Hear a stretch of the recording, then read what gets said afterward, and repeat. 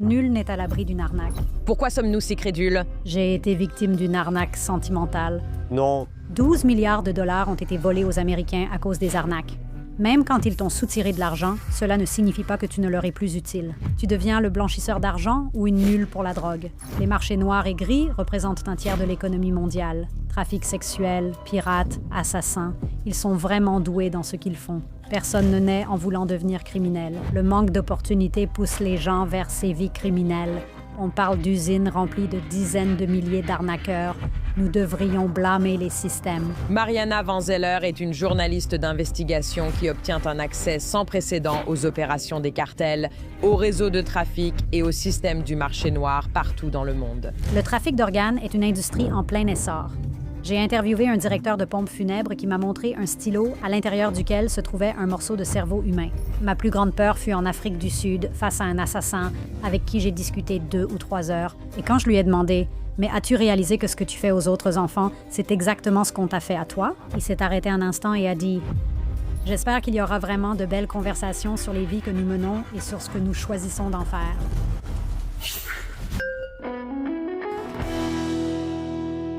Bonjour, je suis Mayim Bialik. et je suis Jonathan Cohen. Et bienvenue dans notre décryptage. Aujourd'hui, nous allons parler à quelqu'un qui détient les secrets les plus sombres du monde. Et pour gagner sa vie, essaie de trouver l'humain et l'humanité derrière ce qui se passe dans le tiers caché de notre économie. Mariana Van Zeller est une journaliste d'investigation primée aux Emmy et Peabody. Elle est connue pour son émission sur National Geographic, Trafficked with Mariana Van Zeller, la série non scénarisée la plus nommée aux Emmy de l'histoire des Emmy. Et elle a un podcast, The Hidden Third, où elle parle avec des personnes qui ont été victimes d'arnaques amoureuses, d'escroqueries en ligne, d'arnaques bancaires, de fraude. Sa carrière lui a permis d'obtenir un accès sans précédent aux opérations des cartels, aux réseaux de trafic, aux réseaux de cybercriminalité et au système du marché noir partout dans le monde. Elle est ici aujourd'hui pour parler des leçons qu'elle a tirées de ces échanges avec certains des aspects les plus complexes des marchés noirs et gris. Les histoires que nous allons entendre aujourd'hui sont, dans bien des cas, incroyables. Et nous voulons tous croire que nous ne pourrions jamais être victimes d'une arnaque. Cela ne nous arriverait jamais. Mais ce que Mariana va nous expliquer, c'est que nous sommes tous sur un spectre de vulnérabilité et que nous sommes tous susceptibles d'être touchés par ce qui compte le plus pour nous, que ce soit la sécurité, l'argent ou l'amour. Nous sommes tous potentiellement ouverts à en apprendre davantage sur nous-mêmes en écoutant le genre d'histoire que Mariana a abordé pendant des décennies dans sa carrière. Ravi d'accueillir Mariana Van Zeller en personne dans l'émission. Décrypte-le. Merci de m'avoir invité. C'est un épisode différent de ce qu'on fait d'habitude, mais beaucoup de nos épisodes consistent à lever le voile sur des réalités du monde auxquelles beaucoup de gens n'ont pas accès. Et cela décrit vraiment la plupart de ton travail. C'est vrai, oui. Si personne n'a entendu parler de toi, ce que j'ai du mal à croire, peux-tu décrire un peu ce que tu as fait pendant toutes ces années? Oui, absolument.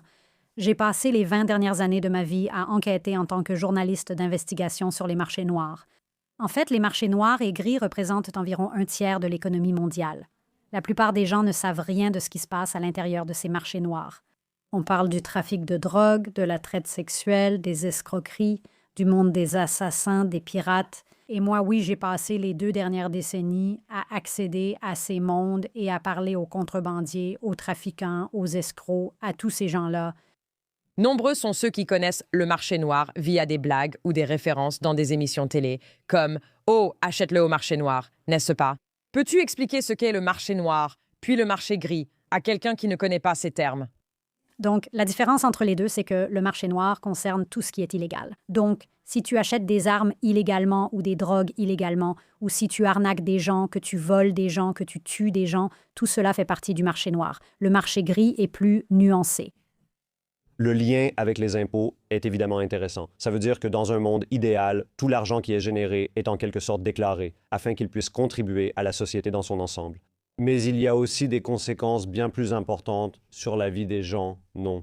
Par exemple, non seulement ils risquent d'être victimes d'une arnaque crypto, ce dont on peut parler, ou d'une arnaque amoureuse, ce qui est peut-être l'un des contenus émotionnels les plus marquants. Mais si un tiers de l'économie mondiale fonctionne dans cette zone. Il n'y a pas de règles, il n'y a pas de sécurité, il n'y a pas de régulation. Pouvez-vous citer quelques impacts potentiels, même de façon périphérique, si c'est ainsi que le monde fonctionne? Je veux dire, c'est gigantesque, non? Il existe un monde où, comme tu l'as dit, il n'y a ni sécurité ni sûreté. La plupart des gens n'y pensent même pas. Nous avons réalisé un épisode sur les faux médicaments et le fait que 20 millions d'Américains ne peuvent parfois pas acheter leurs médicaments vitaux devant se tourner vers le marché noir. Et cela signifie aller dans des laboratoires qui se trouvent souvent en Inde, où l'on peut commander des choses en ligne, ou traverser la frontière vers le Mexique. Nous sommes donc allés dans ces deux pays pour comprendre comment ces faux médicaments sont fabriqués. Et le problème, c'est que beaucoup d'entre eux n'ont en réalité pas les principes actifs qu'ils sont censés contenir. Et pire encore, beaucoup d'entre eux sont mélangés à des produits chimiques extrêmement dangereux que les consommateurs américains prennent et utilisent, ce qui a entraîné des décès dans le monde entier. Donc, c'est un monde où il n'y a pas vraiment de règles, il n'y a aucune sécurité, et où c'est dangereux pour tout le monde. La confiance que les gens ont dans nos institutions, surtout ici, vous savez, aux États-Unis, diminue, n'est-ce pas? Et dans de nombreux cas, les gens n'ont pas confiance dans les compagnies pharmaceutiques. Les médecins, vous savez ce qu'on nous dit. Comment conciliez-vous vos actions avec le désir humain d'obtenir les soins souhaités? Je connais des gens qui vont au Mexique pour divers traitements. Comment gérez-vous cela? Parce qu'évidemment, il est important que les choses soient transparentes. Il est important que les choses soient vérifiées. Il est important que les choses soient, vous savez, comptabilisées. Oui, je ne blâme certainement pas les consommateurs pour cela. Je pense que le message principal que j'essaie de faire passer dans mon travail tout le temps, c'est que nous ne devrions pas blâmer les gens. Nous devrions blâmer les systèmes. Les systèmes défaillants expliquent la présence d'immigrés sans papier ici, non? C'est à cause de systèmes défaillants que nous avons un trafic de drogue et une crise de la toxicomanie qui ont tué 1 million d'Américains au cours des 20 dernières années. Vous savez, ce sont tous des problèmes liés au système. Oui, des systèmes qui laissent tomber les gens. Et c'est dans ces situations que finalement, soit les consommateurs ou les utilisateurs de ces marchés noirs doivent y recourir, soit vous avez des personnes qui opèrent volontairement dans ces marchés noirs. Personne ne naît avec l'envie d'être un criminel, n'est-ce pas? On ne se réveille pas un matin en décidant soudainement « Tiens, j'ai envie de commencer à faire du trafic de drogue ». Dans la majorité des cas, pas toujours, mais dans la plupart des cas, c'est le manque de choix, le manque d'opportunités qui pousse les gens vers la criminalité. Et tant qu'il y aura de l'inégalité dans ce monde, il y aura une violence croissante et, vous savez, l'essor des marchés noirs qui existent autour de nous. Qu'est-ce qu'il y a dans cette vulnérabilité que vous avez remarquée, qui traverse tous ces différents types de cas dans lesquels vous êtes impliqué? Que j'interviewe une victime ou l'auteur, je découvre que leurs histoires sont très similaires. Souvent, ce sont les mêmes systèmes défaillants qui les ont menés sur cette voie. Je me souviens que l'une des interviews les plus longues que j'ai jamais faites, en fait, était avec un assassin en Afrique du Sud. Bien sûr, ce n'est pas quelqu'un dont nous approuvons les actes.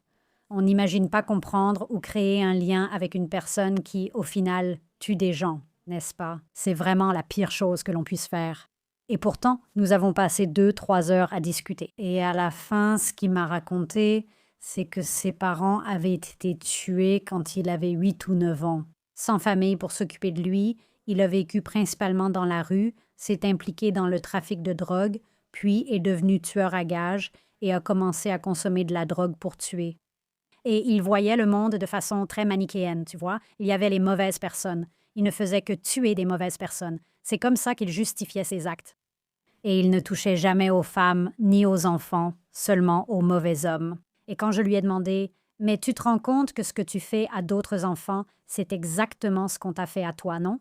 Et il s'est arrêté une seconde et a dit « Non, non, je n'y ai même jamais pensé. » À la fin de l'entretien, il est venu me voir et m'a dit « Écoute, tu es la première personne qui s'est intéressée à ma vie. Personne ne m'a jamais posé de questions. Personne n'a jamais voulu savoir quoi que ce soit sur moi. Personne ne voulait vraiment en savoir plus sur ma vie ni pourquoi je fais cela. » Et il a dit « Ça fait longtemps que je veux sortir de tout ça et je vais essayer de trouver une issue. » Je ne dis pas que c'était à cause de cette conversation, mais je trouve ces discussions très importantes. Comprendre le problème, comprendre la cause profonde de tous ces problèmes, de tous ces marchés noirs, c'est la seule façon de les empêcher d'exister.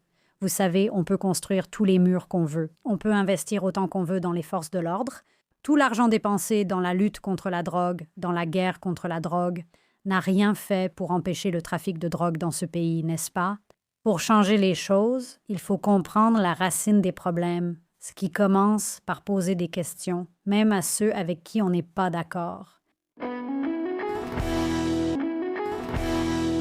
Sans quelques petits détails, nos vies à tous auraient été différentes. Oui, exactement. Cela ne signifie pas que j'approuve ce qu'ils font, même si je reçois beaucoup de critiques. Beaucoup disent « Comment peux-tu leur offrir une tribune? Pourquoi est-ce que tu... » Ils disent même que je glamourise le crime, ce qui est absolument faux. Je pense que respecter les gens, traiter les gens avec respect, en faisant cela, t'es en quelque sorte. Tu espères un peu d'humanité en retour, non? En les comprenant, tu touches vraiment au cœur de l'humanité, de ce qu'est un être humain. Pour moi, cela a toujours été important. Donc, quand j'essaye d'accéder à ces mondes, la chose la plus difficile dans notre travail, je n'aborde pas les gens. Il faut souvent des années pour que les gens acceptent de nous parler. Mais une fois qu'on les rencontre enfin, je précise toujours que je suis là avec empathie et que j'essaie de comprendre pourquoi. Qu'est-ce qu'un trafiquant de drogue y gagne? Pour un dealer ou un baron de la drogue, quelqu'un qui fait partie de ce milieu, de te laisser entrer, tout simplement, parce que c'est un risque. Oui, bien sûr. Je pense qu'il y a plusieurs raisons, notamment l'ego. Beaucoup n'ont jamais raconté leur histoire, comme l'assassin en Afrique du Sud. Je me rappelle un cas où nous avons interrogé un homme fabricant de la fausse monnaie, le meilleur dans ce domaine. Au Pérou, il existe un marché noir prospère pour les faux dollars. Il fabrique des dollars, des billets de 100 dollars qui ressemblent exactement aux vrais, et il me racontait comment il s'y prend. Il était tellement fier du travail qu'il fait. Et il m'a dit, tu sais, même ma famille ne sait pas ce que je fais. Et pourtant, encore une fois, je suis le meilleur des meilleurs dans ce domaine. Et tu me donnes l'opportunité, avec un masque et une voix déformée, de partager ce qui me passionne, ce qui est, je m'en rends compte, mon véritable talent dans la vie. Je pense qu'il y a de l'ego et le désir de raconter des histoires que leur famille ignore souvent. Je pense qu'il y a une telle impunité dans des endroits comme Sinaloa, où la corruption est tellement présente qu'ils ne voient même pas d'inconvénient à nous parler. Mais je pense que la troisième raison la plus importante, c'est vraiment ce dont j'ai parlé à propos de l'assassin sud-africain, c'est ce besoin que nous avons tous d'être compris, n'est-ce pas? Créer un lien sur le plan humain. Ce sont les personnes les plus rejetées et stigmatisées de notre société. Et je pense vraiment qu'ils apprécient souvent quelqu'un qui vient là et qui est sincèrement curieux de leur vie et d'eux-mêmes. Je pense que cela aide vraiment à amener les gens à se confier. J'aimerais passer à un aperçu de certaines arnaques que beaucoup de gens ne connaissent pas du tout ou ne comprennent pas. Et celles qui me frappent le plus sont les arnaques sentimentales, le pig butchering, ce qui est terrifiant. Et il y a tout un univers que les gens ne comprennent pas, qui se passe parce que cela impacte tout ce que nous faisons en ligne, si vous commencez à réaliser ce qui s'y passe. Les arnaques médicales aussi. Mais avant d'aborder ces sujets, tu as passé beaucoup de temps au Mexique, qui est un peu en ébullition ces dernières semaines. Quel éclairage ton travail apporte-t-il sur la situation actuelle là-bas? D'accord. Nous avons dépensé des milliards dans cette guerre contre la drogue débutée sous le président Nixon. Et pourtant, encore une fois, des millions de personnes sont mortes, continuent de mourir, ici en Amérique, mais aussi à cause de la violence au Mexique. Et il y a toujours cette croyance du gouvernement américain que si nous nous attaquons aux El Chapos de ce monde, aux El Menchos de ce monde, aux chefs de ces cartels, cela va arrêter le trafic de drogue. Et en fait, ce qui se passe encore et encore, ce n'est pas que je dis qu'on ne devrait pas poursuivre ces personnes et les tenir responsables, on le devrait. Mais ce qui se passe quand on élimine le chef de ces cartels, c'est que leur violence augmente. Pourquoi? C'est très simple, en fait. Généralement, il y a des luttes internes au sein des cartels. C'est ce qui s'est passé quand Chapo a été arrêté. C'est ce qui se passe en ce moment avec la mort d'El Mencho. Il y a des luttes internes au sein du cartel pour savoir qui va prendre le contrôle, n'est-ce pas? En général, ceux qui dominent sont les plus violents, car c'est ainsi qu'on prouve sa puissance dans le milieu souterrain, le marché noir, le monde du crime, n'est-ce pas? Et donc, encore et encore, le chef est remplacé par quelqu'un de plus violent. C'est pourquoi chaque nouvelle génération de cartels est plus violente que la précédente.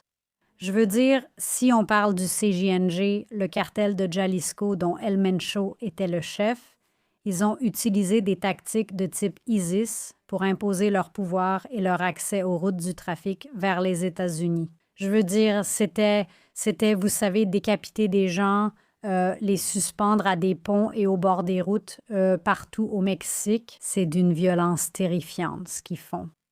Et c'est, je crois, quelque chose qu'on va voir de plus en plus. Et n'oublions pas que toutes les armes qu'ils utilisent viennent des États-Unis. Environ 70 à 80% des armes à feu retrouvées sur chaque scène de crime au Mexique proviennent des États-Unis. Il n'y a qu'un seul magasin d'armes dans tout le Mexique et il se trouve à Mexico et seuls les acheteurs autorisés peuvent y entrer et acheter des armes. La grande majorité des armes à feu viennent des États-Unis. Ce qu'on appelle l'Iron River, c'est le commerce des armes des États-Unis vers le Mexique. Et la plupart des gens n'en parlent pas, n'est-ce pas? On évoque surtout les drogues qui vont vers le nord. On ne parle pas des armes qu'ils utilisent non pour maintenir leur violence et leur pouvoir, ni du fait que ces armes sont américaines. Avant qu'on parle des arnaques amoureuses, peux-tu décrire quelques moments où tu as pensé que ton travail prenait une mauvaise tournure, où tu as vraiment cru être en danger? Nous avons vécu de nombreuses situations, dont des fusillades avec le cartel de Sinaloa. Oui, enfin, nos téléphones ont été confisqués et emmenés. Tu sais, retenus. Beaucoup de choses comme ça nous sont arrivées. Mais le moment où j'ai eu le plus peur, c'est quand nous étions coincés lors d'un coup d'État militaire au Niger. Nous étions là pour enquêter sur le trafic d'or et comment il finance des groupes comme Daesh, Al-Qaïda et d'autres organisations terroristes. Nous avons passé 4 ans à convaincre Nat Geo de nous laisser partir, en expliquant que c'était la région la plus dangereuse du monde, mais que nous pouvions travailler en sécurité. Et finalement, ils ont dit « D'accord, vous pouvez y aller, mais il nous faut une escorte militaire pour aller dans les mines et filmer avec les mineurs. » Et nous avons eu une escorte militaire. C'était, vous savez, 4 camions avec 50 ou 40 hommes lourdement armés, des soldats formés par les États-Unis pour nous protéger. Et puis, alors que nous revenions en ville après avoir passé la nuit à camper avec les mineurs, nous sommes revenus en ville. Nous avons découvert qu'il y avait eu un coup d'État militaire et que l'aéroport, les frontières étaient fermées, l'espace aérien fermé. Nous étions coincés dans cette petite ville sans moyen de partir. Une guerre menaçait et nous étions entourés par les groupes sur lesquels nous faisions un reportage. Quand tu dis au revoir à ton mari et à ton enfant pour ce genre de mission, est-ce qu'il y a une possibilité que tu ne reviennes pas? Je ne le vois pas comme ça, sinon je ne ferais pas ce métier, tu vois? Je veux survivre et aucune histoire ne vaut une vie, évidemment. Mais il y a des risques et nous savons qu'il y a des risques. Mon mari voyageait beaucoup, mais plus maintenant. Nous voyagions ensemble avant. Il est aussi journaliste. Nous nous sommes rencontrés à l'école de journalisme de Columbia. Il connaît donc très bien les risques. Beaucoup de préparation est aussi mise en place pour minimiser les risques. Mais ce qui m'a vraiment effrayée dans cette situation en particulier, c'est qu'il n'y avait rien que nous puissions faire. La situation était complètement hors de notre contrôle, n'est-ce pas? Et c'était terrifiant. Je ne suis généralement pas une personne anxieuse. Je dors. Mon mari se fâche beaucoup contre moi, en fait, parce que je dors très bien chaque nuit. Et je peux m'endormir n'importe où. Et ça a été l'expérience la plus angoissante de ma vie. Avec qui étais-tu? C'était qui ton équipe? Nous sommes habituellement 6 ou 7. Moi, une réalisatrice, 2 ou 3 de l'équipe caméra et une productrice. Et nous avions aussi une fixeuse du Mali, une journaliste locale qui venait du pays voisin, le Mali, et qui était là avec nous au Niger. Et j'étais la seule femme, d'ailleurs, comme c'est souvent le cas, en fait. Et quand je campais avec les mineurs, j'étais la seule femme. As-tu bien dormi cette nuit-là? Tu sais, non, parce que j'avais une horrible diarrhée. Désolée, les gars. La nature a sa façon de te garder en alerte. J'ai mangé de la chèvre la veille avec des membres de la tribu et, vous savez, j'ai fini par passer ma nuit à faire mes besoins dans un seau sans couvercle, entouré d'hommes. Merci de ne pas faire d'extrait de ce passage. Et avez-vous perdu votre escorte militaire parce qu'ils ont dû aller se battre? Dès que nous avons atterri en ville, nous avons appris qu'il y avait eu un coup d'État militaire. Nous avons perdu notre escorte et ce n'était pas amusant. J'ai immédiatement commencé à recevoir des appels de mon équipe ici, à Los Angeles, de National Geographic, avec qui je travaillais à l'époque. Et tout le monde était très inquiet pour nous, mais il n'y avait rien qu'ils pouvaient faire. Ça a duré 9 jours. Heureusement, cela n'a duré que 9 jours. Au final, comme nous avions une société d'évacuation, Notre travail n'est pas bon marché à cause de taux d'assurance élevés. Il faut engager une société d'évacuation pour ce type de situation. La société d'évacuation. Nous avons raconté l'histoire, utilisé des extraits d'appels où nous tentions de partir, car cela montre le danger de cette région sur laquelle nous faisions un reportage. Mais nous avons appelé la société d'évacuation. Ils n'avaient aucun plan prévu, donc il n'y avait vraiment personne pour venir nous sortir de là. Et pendant ce temps-là... Tu as fait quoi pendant 9 jours? Oh, nous avons continué à faire des reportages, en fait. Nous avons interviewé un homme, un trafiquant d'or, qui était l'une des personnes responsables de faire sortir l'or du Niger. Il était aussi trafiquant d'êtres humains. Je lui ai donc demandé si, pour un peu ou beaucoup d'argent, il accepterait de nous faire sortir du pays. Il a dit que, comme Américaines, nous étions des cibles de grande valeur. Donc non merci. Il a refusé notre offre. Nous avons aussi interrogé un ex-membre d'Al-Qaïda. Il fallait agir, sinon nous allions devenir folles. Mais aussi parce que nous voyions une opportunité, nous croyions et espérions pouvoir en sortir vivantes, même si parfois c'était difficile. Nous voulions pouvoir raconter l'histoire autant que possible, et les gens commençaient à être évacués. Les Français, Britanniques, Portugais et Espagnols étaient évacués de la capitale, mais nous ne pouvions pas y accéder, c'était trop loin et dangereux. Il n'y avait pas de vol, donc impossible d'y aller. Finalement, je suis allée à l'aéroport où il y avait quelques avions. J'ai demandé aux responsables s'il y avait un avion qui arrivait ou partait et de me prévenir. Je lui ai aussi montré une photo de mon fils. Et j'ai dit « Vous avez des enfants ?» Et il a répondu « Oui, nous avons parlé de nos enfants. » Et j'ai dit « Regardez, il s'appelle Carter. » J'ai dit « Carter, si un avion arrive ou part, voici mon numéro, appelez-moi. » Et quelques jours plus tard, 9 jours plus tard, mon équipe aux États-Unis, dirigée par mon mari, a réussi à trouver des pilotes un peu fous avec un avion qui était prêt à venir au Niger. Il passerait 20 minutes au sol. Ils viendraient la nuit, 25 minutes au sol.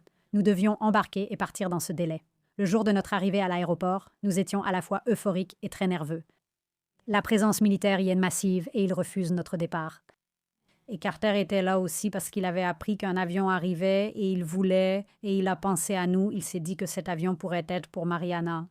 Et il arrive, il crie sur les militaires et il met vraiment sa propre vie en danger à ce moment-là en leur disant qu'ils doivent nous laisser partir et il se bat pour nous. Il fait des allers-retours. Nous avons découvert que les pilotes étaient un Portugais. Quelle chance incroyable! J'ai donc pu parler moi-même aux pilotes. Enfin, nous avons pris l'avion. Comme j'étais la dernière, toute mon équipe était déjà à bord. Je courais vers l'appareil quand Carter a crié mon nom. Mariana. Je me retourne et il me dit « Souhaite un joyeux anniversaire à ton fils », car je lui avais dit que c'était son anniversaire.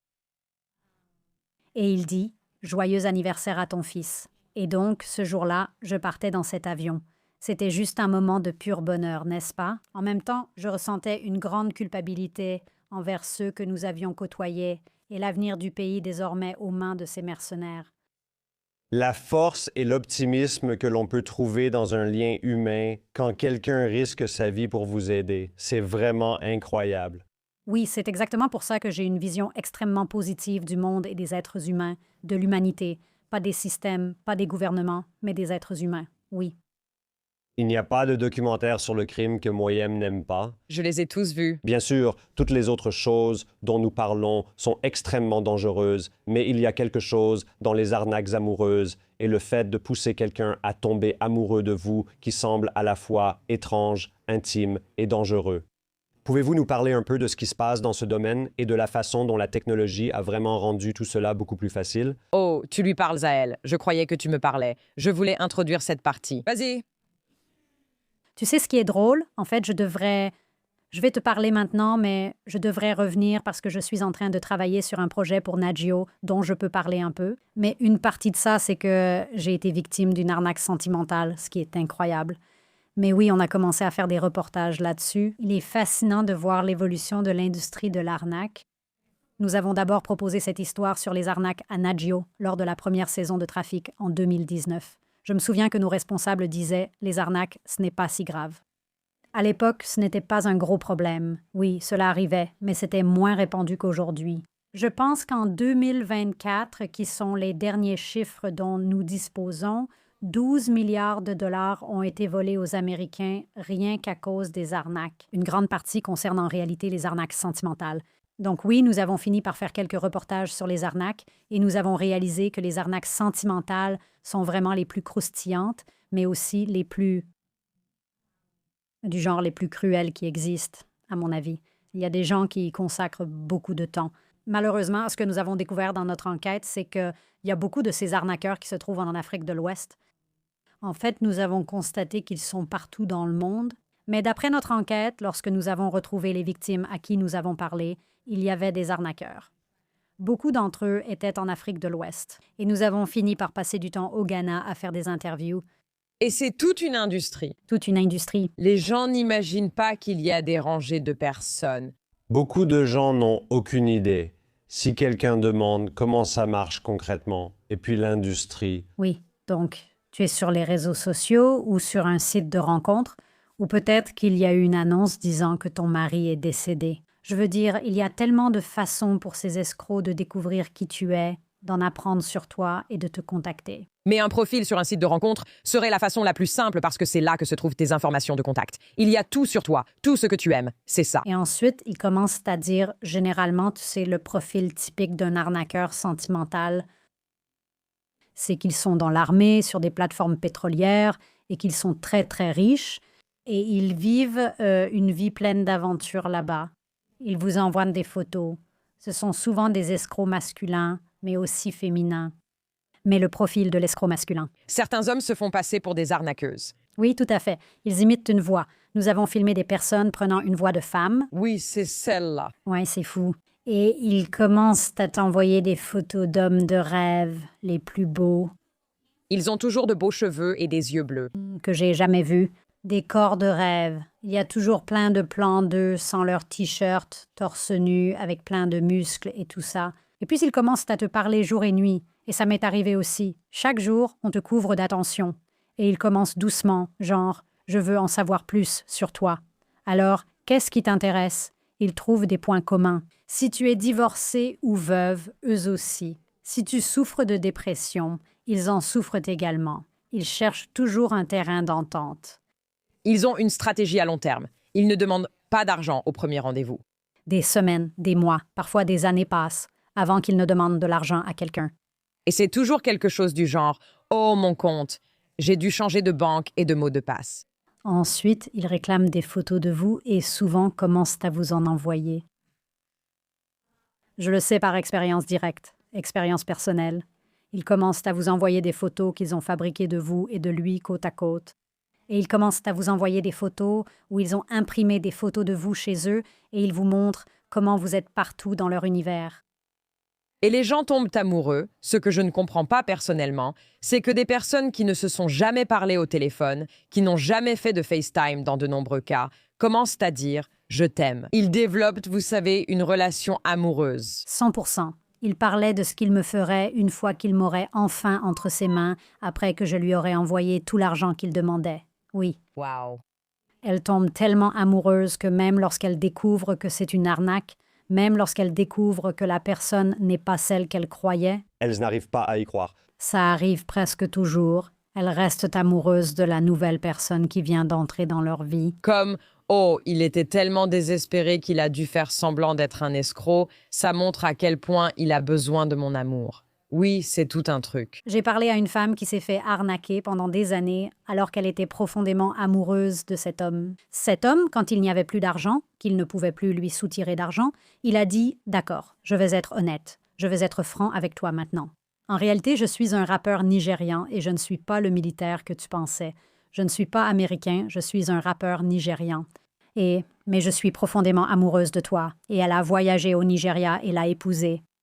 C'est vraiment arrivé. Donc il commence aussi à avoir des sentiments pour elle. Il pensait qu'il pouvait encore obtenir quelque chose d'elle. Nous devons être clairs. Les personnes qui arnaquent souvent beaucoup de gens. Elles utilisent leurs victimes pour plein de choses différentes. Une fois qu'elles ont pris tout votre argent, ça ne veut pas dire que vous ne leur servez plus à rien. Vous leur êtes toujours utile. Vous empruntez de l'argent à d'autres pour leur en redonner. Cela arrive fréquemment. Vous devenez soit mule pour transporter de la drogue, soit blanchisseuse d'argent pour cette personne. J'ai interviewé une femme qui recevait, sans plaisanter, c'était récemment, des milliers de dollars par semaine de la part de femmes, de victimes partout aux États-Unis que son escroc arnaquait. Et elle recevait tous ses chèques et ses boîtes d'argent de toutes ces femmes. Elle déposait tout sur son compte bancaire, puis elle transférait cet argent en crypto-bitcoin pour payer le type. Elle servait de blanchisseuse d'argent, ce qui pouvait lui valoir des ennuis judiciaires, mais pour sa défense, elle n'en savait rien. L'escroc lui a dit qu'il avait des affaires aux États-Unis avec ces personnes, un problème fiscal et des comptes bancaires gelés. Et donc, il avait besoin qu'elle fasse ça pour lui, afin de renforcer leur confiance et leur amour l'un pour l'autre. Et elle l'a fait pendant 3 ans. C'est ainsi que des millions, voire des milliards de dollars sont envoyés. Des milliards de dollars. Des milliards de dollars sont envoyés. Que devient cet argent une fois arrivé? En fait, pourquoi les escrocs récoltent-ils vraiment cet argent? Oh, un style de vie luxueux. Il y a donc différents niveaux, n'est-ce pas? Il y a, vous savez, les gars dans les cybercafés, tout en bas de l'échelle, que j'ai aussi interviewés.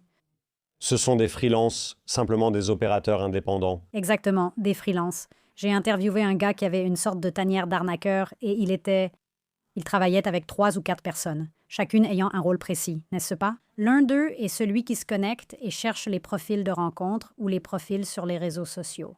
Mais il faut aussi garder une trace de toutes ces femmes différentes. Tu dois savoir, celle-ci, c'est telle histoire, et celle-là, telle autre. C'est comme un vrai boulot. C'est le planificateur, le producteur, l'organisatrice qui contacte et trouve des gens.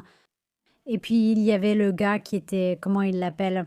Pas le receveur, mais le crochet ou quelque chose comme ça. C'était le gars vraiment doué pour parler, le romantique qui savait comment aborder ces femmes ou ces hommes et les faire tomber amoureux. Et puis il y avait le gars à la fin, celui qui arrivait pour conclure. Il était comme le finisseur qui arrivait avec la dernière demande, et c'était celui qui savait vraiment quelles paroles utiliser pour convaincre ces femmes ou ces hommes de leur envoyer de l'argent. Mais ce gars-là, tu sais, dans cette tanière d'arnaqueur, m'a emmené dans le bidonville où il avait grandi. Et il disait, tu vois, pendant longtemps, la seule façon de sortir du bidonville, c'était d'être footballeur, joueur de football.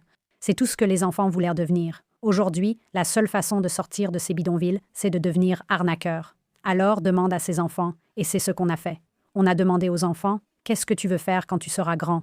La moitié d'entre eux ont levé la main ou ont dit arnaqueur, parce que tous les arnaqueurs de leur ville sont ceux qui ramènent de l'argent à leur famille. Ce sont aussi ceux qui conduisent que des voitures de luxe, sortent, vont en boîte de nuit, etc. On est donc plutôt sur le bas et le milieu de l'échelle. Mais ensuite, il y a les vraies grandes organisations criminelles et beaucoup d'entre elles sont en fait dirigées depuis l'Asie. Ces arnaques, pig butchering, sont liées aux arnaques sentimentales, car c'est ainsi qu'ils gagnent la confiance des victimes. C'est un mélange d'arnaques sentimentales et financières liées aux crypto-monnaies où ils commencent à communiquer avec ces femmes ou hommes. Souvent, il y a en fait plus de victimes masculines dans ce cas. Ils commencent à entretenir des relations et à un moment donné, ils commencent à envoyer des photos d'eux-mêmes voyageant à travers le monde, menant un style de vie luxueux. Et puis ils commencent à dire « Hey, je suis devenu riche parce que j'investis dans la crypto. Tu voudrais investir dans la crypto aussi? C'est tellement facile. Va sur ce site web, mets simplement $100 et tu mets $100. Tout a l'air tellement légitime d'ailleurs. Ces sites web portent des noms légitimes. Ils ont l'air totalement légitimes. Ils semblent légitimes même à 30 ans. Ma mère, par exemple, ne sait jamais si quelque chose n'est pas fiable en ligne. Mais ceux-là, genre, toi ou moi, on regarderait et on se dirait, ça ressemble à un compte bancaire. Ce n'est donc pas une arnaque ciblant les personnes âgées. La plupart des victimes de ces arnaques pig butchering sont des gens comme toi et moi. Donc tu te dis, comment pourraient-ils faire quoi que ce soit de malhonnête? Je me connecte à Coinbase. C'est même plus que ça. Parfois, ils sont vraiment légitimes. Ce sont des sites web avec des entreprises derrière qui sont légitimes. Ce qu'ils ne savent pas, c'est que l'argent, quand tu vois ton dépôt de $100 augmenter encore et encore et que tu as l'impression de gagner beaucoup d'argent, en réalité, cette partie-là est fausse. Ils piratent de vrais systèmes et investissements. Pour vous persuader que vous gagnez beaucoup. Mais quand vous voulez récupérer votre argent, il n'y a tout simplement pas d'argent. Pourtant, ils trouvent encore plus d'excuses. « Oh, vous avez investi $1000 et gagné 100 000, incroyable. Maintenant, je veux récupérer mon argent et le retirer, n'est-ce pas? » Ils disent qu'il suffit de payer des frais pour récupérer votre argent. Et une fois que vous êtes dedans, et c'est la psychologie derrière les victimes d'arnaque, c'est qu'une fois que vous êtes impliqué, même s'ils ne vous prennent parfois que $10, mais une fois que vous êtes dedans, une fois que vous avez investi ne serait-ce qu'$1 dans l'une de ces arnaques, ils vous tiennent. Il se passe quelque chose psychologiquement dans l'esprit d'une personne où, à ce moment-là, vous voulez juste y croire. C'est vraiment difficile d'admettre que vous vous êtes fait arnaquer. Vous préférez croire que tout cela est réel et continuer à y mettre de l'argent. Pourquoi sommes-nous crédules? Je ne sais pas, c'est une excellente question, mais ce n'est pas parce que, vous savez, nous sommes stupides. Beaucoup interprètent cela de façon misogyne en affirmant que les femmes sont influençables, mais ce n'est pas qu'elles, ni des personnes stupides. De nombreuses arnaques aux crypto-monnaies, rapportant des milliards à des organisations criminelles en Asie, ont des hommes pour victimes. Ils sont très compétents dans leur domaine. Pour parler des hommes par rapport aux femmes, il y a eu le cas du PDG de la banque. Oui, cela m'a surprise, même après tant d'années à faire des reportages sur les arnaques. Donc, c'était une banque au Kansas, je crois, n'est-ce pas? Et c'était une banque régionale qui avait été créée par tous ces agriculteurs locaux et des gens travailleurs. C'était la banque en laquelle tout le monde avait confiance en ville. Et le directeur de cette banque, le PDG, je crois qu'il était le PDG de la banque, était l'un des hommes les plus dignes de confiance de la ville, n'est-ce pas? C'était, vous savez, une personne très importante dans la ville. Et soudainement, il s'est retrouvé impliqué dans une de ces arnaques crypto. Et ça a aussi commencé comme ça en ligne. Quelqu'un l'a contacté. Ils sont devenus amis en ligne. Je ne sais pas si c'était une arnaque sentimentale, mais cette personne se présentait comme étant très, très, très riche et obtenant des rendements incroyables grâce à ses investissements qu'elle faisait dans la crypto. C'est quelqu'un qui a été banquier toute sa vie, mais qui ne connaissait peut-être pas grand-chose à la crypto et qui voulait en savoir plus. Et quelles sont certaines de ces entreprises? Qu'est-ce que je peux... Puis-je investir mon argent là-dedans?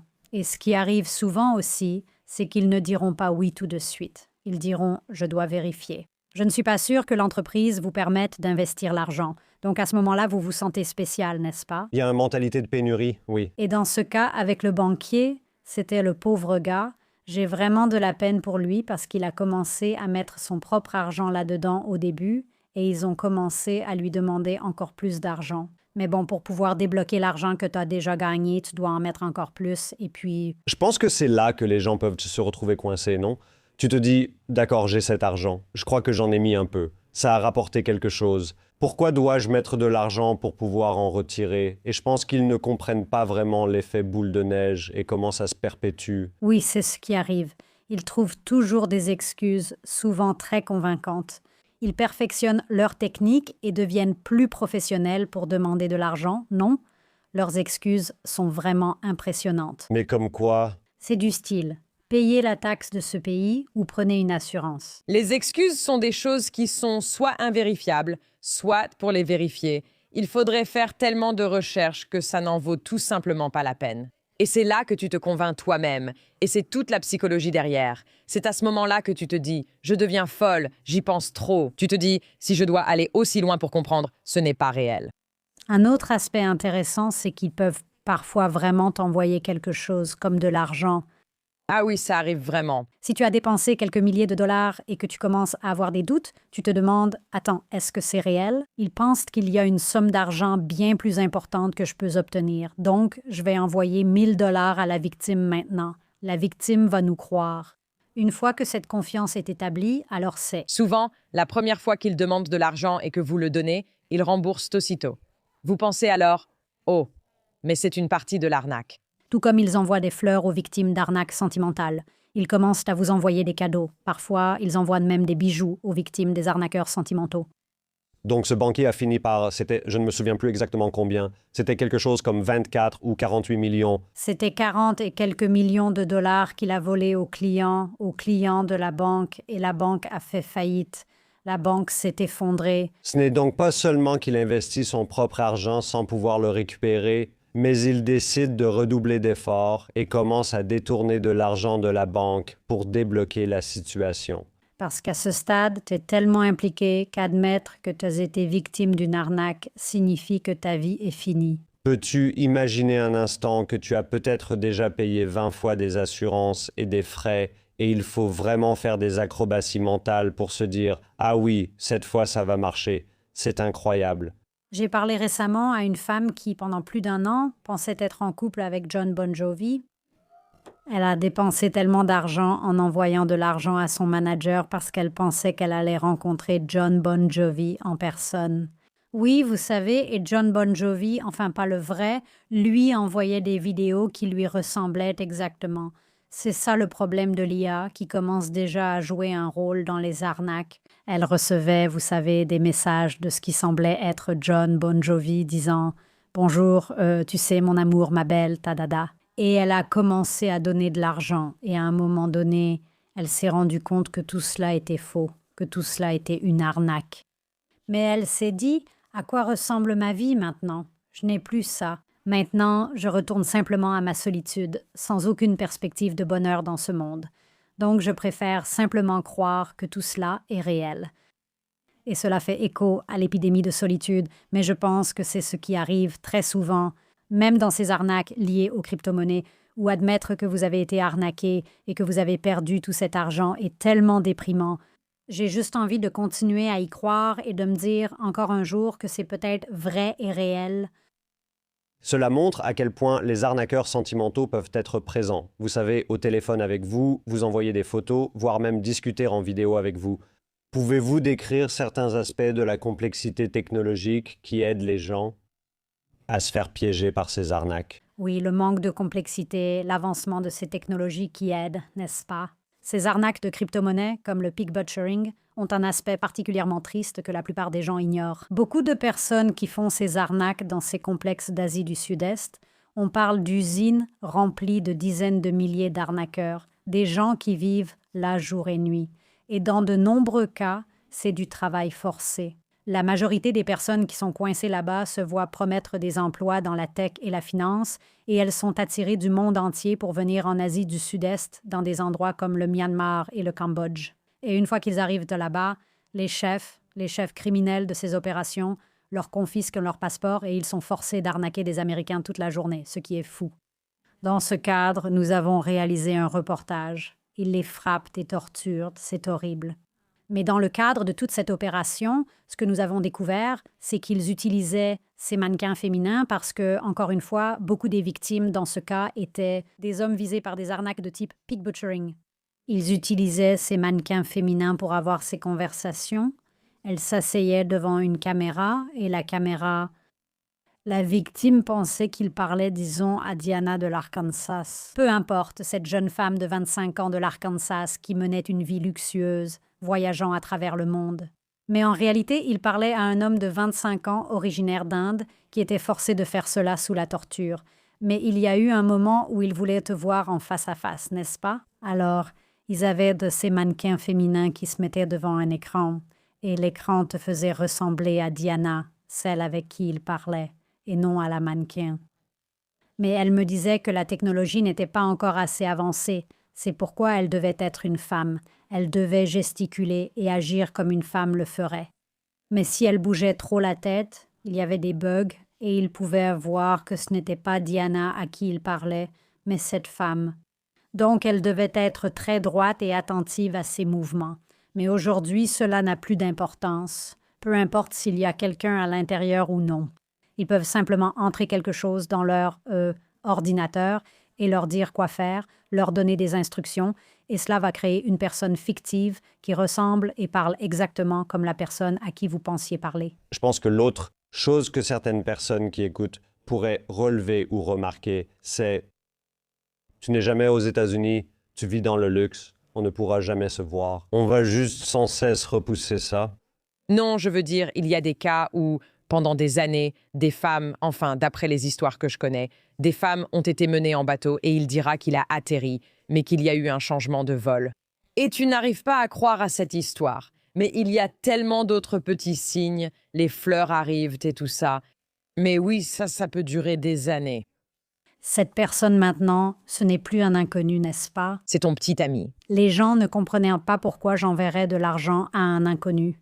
Pour moi, ce n'était pas un inconnu. Je pensais le connaître mieux que quiconque. Beaucoup de femmes à qui j'ai parlé, les véritables victimes de ces arnaques sentimentales, oui, elles ont parfois passé des années à parler à ces hommes. Des années. Oui, comme elles l'ont dit, on me trouve ridicule d'avoir envoyé de l'argent à un inconnu, mais ce n'était pas un inconnu. Je le connaissais même mieux que moi-même. Eh bien, et nous voulons toutes croire que si nous étions dans cette situation, nous ne ferions jamais ça. Oui, mais tout le monde peut se faire arnaquer. Pouvez-vous expliquer un peu ce qui se passe avec les milliards de dollars liés aux corps humains? Oui, il y a essentiellement 2 domaines différents. Il y a le trafic d'organes, n'est-ce pas? Ce qui, vous savez, est différent des parties du corps. Ce sont 2 épisodes différents que nous avons réalisés pour Trafficked, mon émission au Nigeria. Donc, le trafic d'organes est malheureusement une industrie en plein essor parce que je crois qu'il y a environ 17 Américains qui meurent chaque jour, je crois. Je me trompe peut-être sur le chiffre. C'était un très grand nombre d'Américains qui mouraient parce qu'ils sont sur une liste d'attente pour des organes et que ces organes, vous savez, n'arrivent jamais et ces personnes meurent sur cette liste d'attente. Et à cause de cela, il y a des gens qui ont recours au marché noir, qui vont dans d'autres pays. Et dans notre histoire, c'était en fait au Mexique et en Colombie. Nous avons voyagé au Mexique et en Colombie. Et oui, il y avait un marché noir d'organes. Donc, les Américains pouvaient voyager dans ces pays et se procurer un organe, un foie, un rein, n'importe quel organe dont vous aviez besoin, cornées oculaires, vous savez, les organes dont vous aviez besoin pour pouvoir vivre. Souvent, cela venait de personnes pauvres. De nombreux rapports datant de 20 ans existent, mais je pense que la situation s'est nettement améliorée. Mais en Inde, il y avait des opérateurs du marché noir qui allaient dans les quartiers et villages les plus pauvres pour recruter des personnes. Ils disaient « Donne-moi un rein, je te paierai 10 000 $. Et dans de nombreux cas, ce sont des personnes qui ont besoin de cet argent pour survivre, tu sais, et elles sont prêtes à donner ce rein. Dans notre reportage, nous avons découvert, sans pouvoir totalement le confirmer, qu'en interrogeant Eldez Vesador, propriétaire du bateau, il semblerait qu'il travaille pour le cartel del Golfo au Mexique. Il a dit « Mais nous n'avons jamais pu corroborer son histoire. » Et nous avons été très transparentes à ce sujet dans notre reportage, où il a dit qu'ils enlèveraient des immigrés qui traversaient le bouchon du Darien pour rejoindre les États-Unis. Et parce que si quelque chose leur arrive, personne ne le saura, vous savez, parce qu'ils sont. Souvent, sans moyen de communication, ils entreprennent ce voyage dangereux vers les États-Unis. Beaucoup, comme nous le savons, disparaissent. En faisant ces voyages, et comment ils enlèveraient des migrants et, en gros, les tueraient et leur prendraient leurs organes, prendraient d'abord leurs organes, puis ensuite les tueraient. C'était incroyablement horrible et vraiment tragique. Voilà pour le trafic d'organes. Il s'avère que ce n'est pas une invention d'Hollywood. Cela existe réellement. Même moi, j'ai été choquée par l'ampleur du phénomène. Mais ensuite, il y a le commerce de parties du corps qui est complètement folle, dont je ne soupçonnais même pas l'existence et que je n'avais même jamais vu à Hollywood non plus, jusqu'à ce qu'on commence à enquêter dessus. Il existe un marché en plein essor appelé Odysseus Market, où l'on peut aller sur des plateformes comme Facebook ou d'autres places de marché et acheter, vous savez, un crâne ou acheter un morceau d'os ou acheter, ou parmi les plus populaires, un morceau de peau tatouée utilisée pour fabriquer des portefeuilles. Des personnes fabriquent des portefeuilles en peau humaine. Parfois, si la peau a des tatouages, elle se vendra plus cher. J'ai interviewé un entrepreneur de pompes funèbres qui m'a montré un stylo avec une partie transparente à l'intérieur et dedans, il y avait un morceau de cerveau humain qu'il avait acheté en ligne. Donc, encore une fois, il existe un marché noir florissant pour ces parties du corps partout. Et puis, il y a aussi le milieu médical. Les utérus sont-ils inclus dans ce genre de, vous savez, location d'utérus? Oui. Ah, le commerce de la gestation pour autrui, c'en est un autre aussi, oui. Mais aussi, vous savez, les médecins partout dans le monde. Et pour pouvoir s'entraîner, il faut des parties du corps. Et donc, ils se procuraient, vous savez, des mâchoires et des dents pour les dentistes praticiens. Et nous avons filmé vous savez, c'est tellement fou. Nous avons filmé dans un cimetière à Mexico où ils allaient déterrer d'anciens crânes et mâchoires de personnes pour les vendre sur le marché noir. Combien vaut une mâchoire sur le marché noir? Je n'ai pas posé de questions sur ce travail. Je crois qu'un crâne valait entre 1 000 et 5 000 $, voire plus. Je ne savais pas qu'il existait un marché noir pour la gestation pour autrui. Oui, c'est autorisé aux États-Unis, contrairement à beaucoup d'autres pays où la gestation pour autrui est interdite. Cependant, c'est extrêmement cher. Cela peut coûter plus de 200 000, voire 250 000 $. Il y a beaucoup de personnes qui ne peuvent pas avoir d'enfants. Et la gestation pour autrui est une solution tout à fait viable pour avoir des enfants. Et donc, ils voyagent dans des pays comme l'Ukraine, avant la guerre et même pendant la guerre. En fait, cela continue encore. Le Kenya, l'Inde, avant qu'on y mette fin, et d'autres régions du monde où la gestation pour autrui est autorisée et coûte bien moins cher. Mais le problème avec cela dans des pays comme le Kenya, c'est que les lois sont très floues. Il n'y a pas de règles établies sur ce qui peut ou ne peut pas être fait. Et très souvent, ce sont les gens, vous savez, des personnes défavorisées, des personnes pauvres qui se font piéger et exploiter. Et donc, il y avait ces opérateurs du marché noir qui allaient voir ces femmes et leur promettaient « Si vous avez un enfant pour ce couple, vous les rendrez très heureux. On vous paiera 40 000 $, mais en réalité, avoir un enfant coûterait autant. » On leur promettait 5 000 $, 10 000 $. Il y avait des histoires de femmes qui se réveillaient à l'hôpital sans le bébé qu'elles portaient, sans les 5 000 $ et qui étaient abandonnées. Je ne sais pas si c'était dans Harper's ou The Atlantic.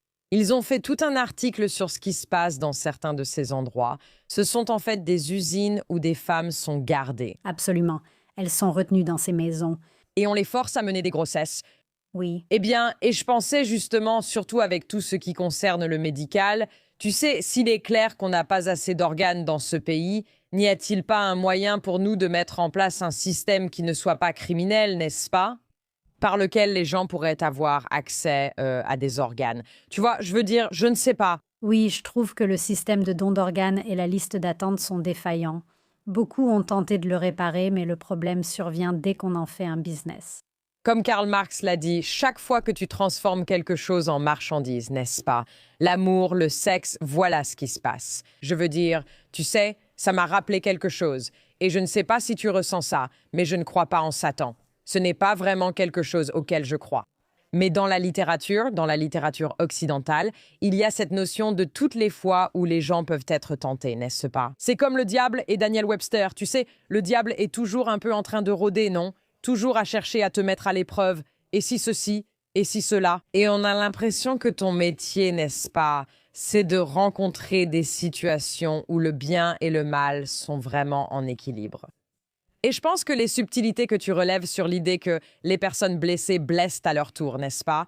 Ça montre que les choses qu'on juge mauvaises ne sont pas tout noir ou tout blanc. Oui, j'adore que tu dises ça parce que je pense qu'en général, c'est plus facile de voir le mal chez les gens, n'est-ce pas? Et on a tendance à se concentrer davantage là-dessus. Et je pense qu'une grande partie de mon travail au cours de ces 20 dernières années a été, au milieu des coins les plus dangereux et les plus sombres du monde, d'essayer de trouver la bonté. Parce que je crois vraiment qu'il y a du bon et du mauvais en chacun de nous. Trouver le bon chez les gens est souvent difficile. Cela a toujours été mon défi et ce que je veux faire à travers mon travail. Est-ce qu'on peut parler de animaux de compagnie exotiques? Oui, des tigres. Nous avons fait un épisode sur le trafic de tigres. Tout le monde a vu au Royaume des Fauves. Quand le Covid est arrivé, je pense que ça a vraiment ancré cette idée dans l'esprit des gens. Mais il y a beaucoup d'autres animaux de compagnie. Mais il y a aussi un aspect culinaire à cela, non? Et il y a aussi des propriétés médicinales. En Asie, En Chine, ils pensent depuis longtemps que l'os de tigre est bénéfique pour la santé. Et puis, il y a la soupe aux ailerons de requin, qui n'est pas médicinale, mais qui est un produit de luxe en Chine pour les grands banquets. Si vous voulez impressionner quelqu'un, servez-leur. donc est-ce que ce que nous voyons sur le marché noir concerne les deux? Oui, les produits censés être médicinaux et les produits de luxe. Oui, et nous sommes allés dans un restaurant à New York. C'est interdit, d'ailleurs. Les ailerons de requin sont interdits aux États-Unis. Pourtant, dans un restaurant à New York, j'ai pu commander une soupe aux ailerons de requin. Est-ce qu'on peut parler des espions sexuels? Vous avez récemment interviewé une espionne sexuelle. Pouvez-vous expliquer aux gens ce que c'est et un peu comment il fonctionne? Oui, c'était vraiment fascinant. Donc, c'est une espionne sexuelle russe, ou du moins, c'est ce qu'elle dit être. Pouvez-vous expliquer ce qu'est une espionne sexuelle? Ouais, donc c'est quelqu'un qui utilise le charme et la sexualité pour obtenir des secrets d'État ou pour faire les choses, vous savez, que l'État veut que vous fassiez. Donc, dans son cas, en fait, elle n'était pas vraiment comme une agente de la CIA essayant de trouver des secrets, mais elle essayait d'infiltrer, selon son histoire, d'infiltrer ces groupes de trafiquants de drogue et criminels en Russie afin d'obtenir des informations qu'elle donnerait ensuite au gouvernement pour qu'il puisse poursuivre ces groupes criminels. Elle aurait été recrutée par le gouvernement. Oui, recrutée par le gouvernement. Il y a eu tout un podcast sur toute sa vie. Plusieurs épisodes de ce podcast ont été diffusés. J'étais fascinée par son histoire. J'ai commencé à m'y intéresser. et j'avais beaucoup de questions sur la véracité de son récit. Et dans mon podcast, je lui ai permis de raconter son histoire, puis je l'ai confronté à certaines des incohérences que j'avais trouvées dans son récit, et je lui ai donné l'occasion de me donner ses réponses, tout en laissant mes auditeurs décider s'ils croient ou non à son histoire. Des espionnes sexuelles existent-elles dans le monde? Absolument. Est-il possible qu'elle travaillait pour le gouvernement et utilisait sa sexualité et... Le sexpionnage? Oui, pour découvrir ses secrets? Absolument. A-t-elle été utilisée par le Russe? Par l'appareil d'espionnage, l'appareil de renseignement?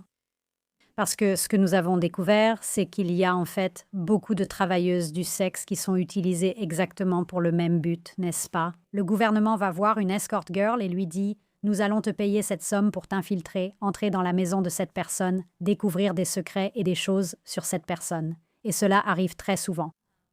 Je pense que la partie qui est encore, j'ai encore des questions sur le fait de savoir si elle a réellement été formée par les services de renseignement ou si ce n'est pas à moi de dire si elle dit la vérité ou non. Je pense que nos auditeurs décideront eux-mêmes. Oui, c'est intéressant de se demander s'ils approchent seulement des femmes déjà dans ce métier pour leur proposer de travailler pour eux. Ou bien y a-t-il des organisations gouvernementales qui les forment à faire cela? D'accord. Et lors de son entretien avec nous et avec moi, elle a parlé de la façon dont ils l'ont formée en détail sur comment faire une fellation, comment avoir des rapports sexuels et comment vraiment obtenir ce qu'elle veut d'un homme. Il y a une fellation qui te donne des informations et une autre qui ne t'en donne pas. Apparemment, il y en a vraiment une. Tu as récemment reçu Anna Delvey. J'ai vu la version romancée de sa vie. C'est sorti il y a quelques années et c'était choquant. Parle-nous un peu de son histoire. Bien sûr, il faut écouter l'épisode sur ton podcast, mais peux-tu nous donner un aperçu? Oui, donc elle était connue comme la fausse Harris, n'est-ce pas? Elle est arrivée à New York et elle s'est présentée comme faisant partie de cette famille de millionnaires, milliardaires d'Allemagne. Et elle a commencé à séjourner gratuitement dans des hôtels. Elle accumulait des factures qu'elle ne pouvait pas payer, convainquant ses amis de partir en voyage, tu sais, très somptueux, luxueux, puis elle leur demandait de mettre les frais sur leur carte de crédit parce qu'elle ne pouvait pas payer. Mais elle a réussi à entrer dans des salles de réunion avec des banquiers et à falsifier des documents. Et elle les a convaincus que s'ils lui accordaient un prêt de plusieurs centaines de milliers de dollars, elle serait capable de les rembourser, parce qu'elle avait tous ces documents qui prouvaient qu'elle était l'héritière de ces millions et millions de dollars en Allemagne, alors qu'en réalité, tout cela était un mensonge. Et elle a fini par se faire attraper. Elle a fait de la prison. Et maintenant, elle est dehors. Elle porte encore un bracelet électronique, en fait. Elle porte un bracelet électronique parce que, vous savez, elle a une affaire d'immigration en cours. Elle a été l'une des invitées les plus difficiles que j'ai jamais interviewées. La plupart des personnes que j'interviewe, anciens espions sexuels ou anciens trafiquants de cocaïne, viennent sur mon podcast parler ouvertement de leurs crimes et de ce qu'ils ont appris. Et le podcast parle essentiellement de rédemption et essaie vraiment de comprendre les conséquences qui t'ont mené à cette vie. Et ensuite, qu'as-tu fait depuis pour essayer d'en sortir autrement? Et la rédemption, encore une fois, c'est vraiment le fil conducteur principal. Et avec elle, c'était vraiment difficile de la faire venir. Elle ne voulait pas parler de ses crimes.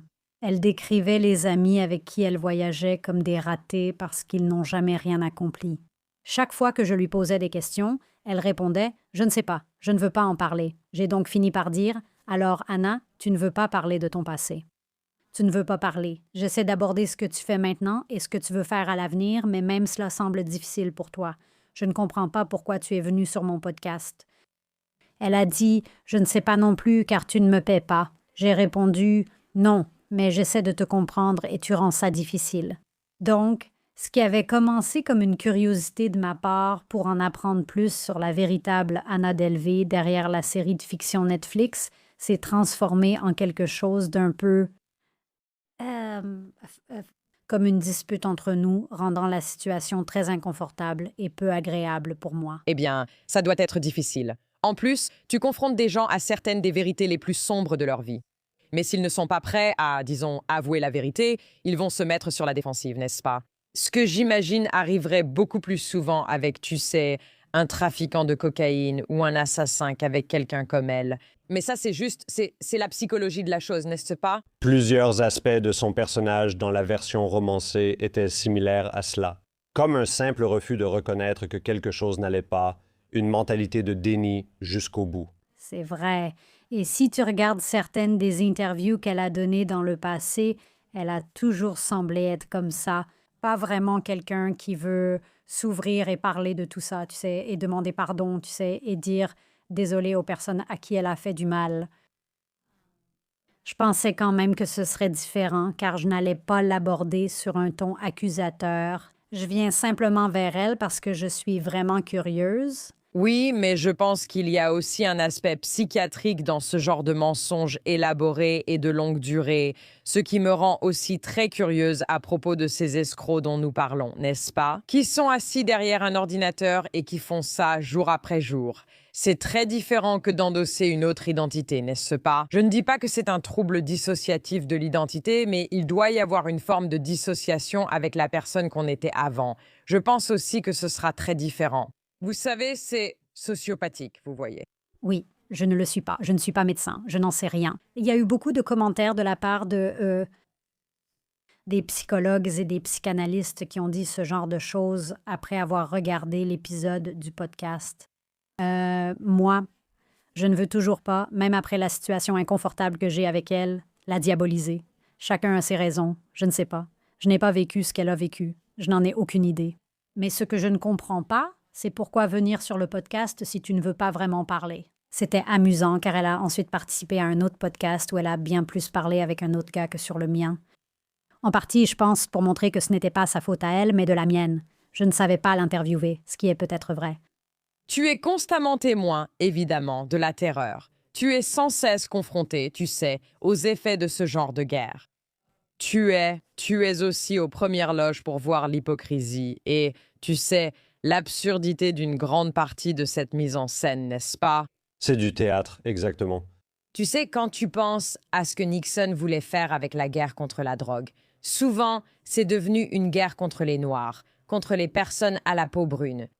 Et donc, ce que tu vois, c'est une sorte d'effet secondaire de notre tendance à faire de la surenchère, tu vois? Et je ne parle pas seulement de ça dans ce contexte-là. Tu dois sûrement voir ça partout. Comment fais-tu en tant qu'être humain pour vivre avec cette forme d'hypocrisie que tu observes dans chaque aspect de ce travail? Je pense que les gens regardent le travail que je fais et se disent « Eh bien, elle doit vraiment avoir une vision déprimante du monde. » Ce n'est pas du tout le cas. Je pense que c'est juste parce que je passe beaucoup de temps avec ceux qu'on considère comme les méchants, non? Mais je peux quand même trouver des éléments de rédemption et le fait de pouvoir m'identifier à chacun d'eux m'a vraiment donné une vision très positive du monde. Ce n'est pas juste moi, c'est aussi mon équipe. On passe du temps avec les pires, mais on arrive quand même à créer un lien humain. Encore une fois, je n'excuse absolument pas ce qu'ils font, mais le fait qu'il puisse encore y avoir des liens humains me montre que ces personnes ne sont pas totalement irrécupérables, n'est-ce pas?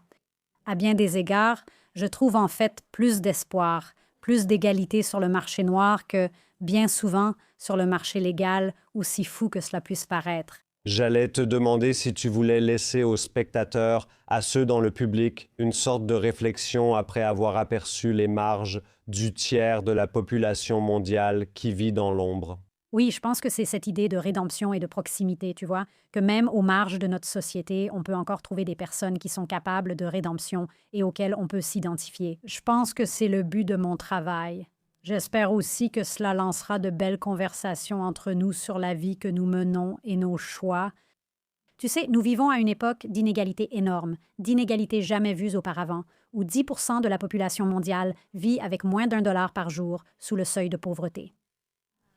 Et beaucoup des choix qu'ils font sont dus au manque d'opportunités.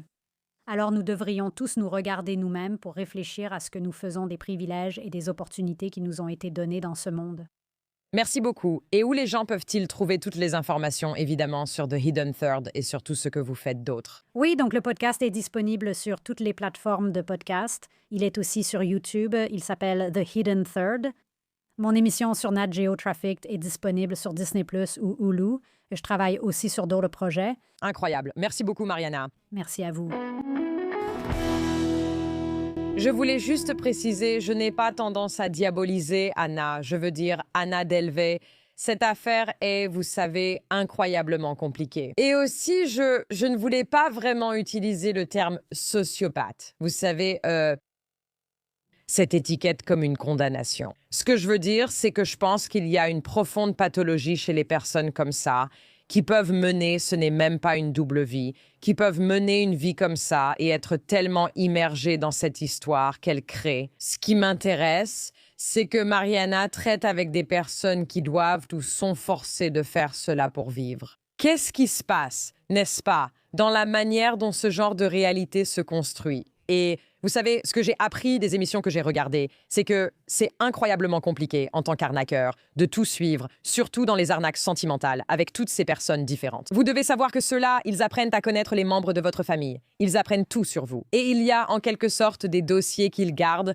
pour suivre parce qu'ils parlent souvent à de nombreuses personnes en même temps. C'était juste ma dernière remarque sur les arnaques sentimentales. Mais quand je reviens, vous savez, au début de cet épisode, c'est incroyable les personnes qu'elle rencontre, la façon dont elle les rencontre. Et aussi, il y a quelque chose d'assez porteur d'espoir, n'est-ce pas, dans sa conviction que le contact humain et le fait de vraiment créer un lien avec les gens nous aident à comprendre certains des systèmes mis en place qui nous conduisent à ces situations. C'est ce qui m'impacte le plus, c'est de réfléchir au système, surtout quand on parle des armes qui descendent au Mexique. Et aucun des problèmes que nous voyons n'est isolé, n'est-ce pas? Nous faisons tous partie d'un système plus vaste, et donc comprendre les influences et la façon dont elles se connectent vraiment avec les gens. Et une fois que les gens voient certains des impacts ou qu'on leur donne l'occasion de trouver une autre voie, ils la saisissent souvent. Et je pense aussi, vous savez, je n'arrêtais pas de penser à l'idée d'humilité, à quel point ce travail la rend humble, et à quel point le fait qu'on nous montre les réalités de tout cela nous rend humbles, nous aussi. Beaucoup de gens ne veulent pas entendre parler de ça. Vraiment, beaucoup de gens ne veulent pas y penser. Ils ne veulent pas s'y confronter. C'est déprimant, c'est difficile. Mais je pense qu'il doit y avoir une forme d'espoir dans ce que ce type de journalisme peut aussi nous apprendre. Non seulement sur les criminels et les personnes derrière ces marchés noirs et gris, mais aussi sur nous-mêmes et sur l'endroit où se trouve notre vulnérabilité. Oui. Et très concrètement, je pense que nous devons être vigilants, surtout à mesure que l'IA se répand et que certaines technologies d'escroquerie deviennent plus sophistiquées. Les gens sont vulnérables. Je parlais avec quelqu'un d'ici l'autre jour et je lui expliquais le concept du pig butchering et l'intensité des arnaques qui se produisent. Et il m'a dit « Oh oui, ma mère a perdu 12 000 $. C'est une femme de plus de 70 ans. Elle a reçu un appel. « Bonjour, je vous appelle de la part de cette banque pour une vérification. Nous devons valider votre mot de passe. » Elle l'a donné. Non! Et 1 000 $ ont été retirés de son compte. La chose à laquelle je pensais, et c'est juste parce que je suis tellement technophobe, je me disais « Alors, vous l'aimez toujours autant, votre Internet? Vous en profitez bien? » Parce qu'il n'y avait pas ces arnaques il y a 5000 ans. Il y avait d'autres arnaques. Donc il y avait d'autres arnaques. Et je pensais aussi à ça. C'est l'une des pires choses que l'IA va changer. C'est l'une des choses les plus difficiles et les plus douloureuses que l'IA va soudainement porter à un tout autre niveau. Ce n'est pas qu'il est sur ma route des épices. Je ne veux pas qu'il y soit. Je vais le forcer à y aller. Aussi, je n'ai pas le droit de plaisanter sur la femme qui apprend à faire une fellation. Je n'ai pas vu l'épisode. Mais j'ai pensé à tous les films de James Bond, ce qui, en y réfléchissant, je veux dire, ma mère était clairement plus féministe que mon père à la maison. Elle n'aurait jamais approuvé tous les films de James Bond auxquels mon père nous traînait. Mais quand on pense à ce qu'étaient ces scénarios. Ils sont là pour attirer James. Ils sont là pour attirer James. Et aussi, c'était encore une fois une telle diabolisation des femmes et de, vous savez, ce genre de notions. Mais c'est ce qui se passe. Et voici la dame qui enquête là-dessus. C'est surréaliste pour moi. Eh bien, je me demande s'il existe un programme gouvernemental secret. S'ils enseignent la vision à distance, ils enseignent aussi les fellations. Pour plus de contenu comme celui-ci, du contenu exclusif que vous ne trouverez nulle part ailleurs, retrouvez-nous sur Substack. Nous analyserons cet épisode et écouterons tous vos avis. Je m'appelle Alex Breakdown sur Substack. De notre décryptage à la crise de nerfs que nous espérons que vous n'aurez jamais. On se retrouve la prochaine fois. Alex Breakdown, she's gonna break it down for you. She's got a neuroscience PhD or two.